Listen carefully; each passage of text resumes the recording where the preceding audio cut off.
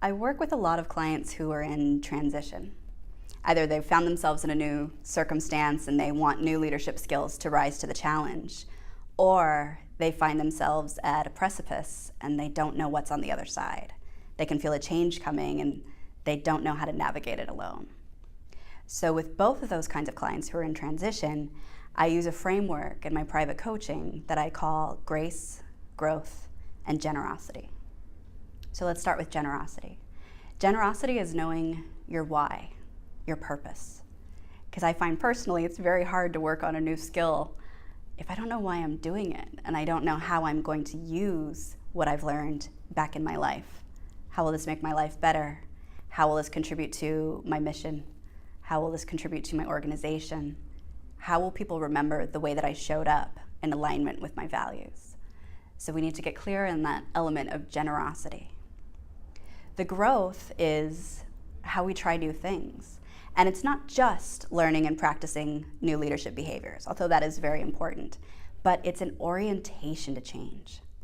When we were all toddlers, pulling up and trying to walk and falling over and over again, I don't think any of us experienced that critical inner voice that said you'll never be able to walk. You are the only person who can't figure it out. Everyone around you can. But as adults, that's a voice that many of us are used to hearing quite frequently. So this idea of growth and an approach to change that gives you permission to be human and approaches change with self-compassion and curiosity and playfulness.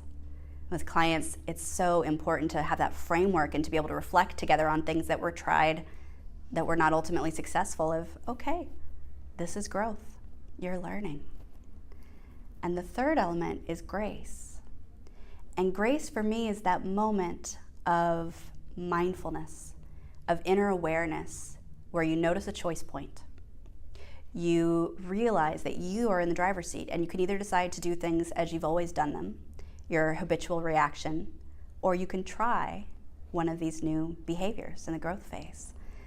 Grace for me is that moment when I connect to what's most important to me and things feel almost effortless, that I'm just in alignment with who I am, with my values, with my purpose.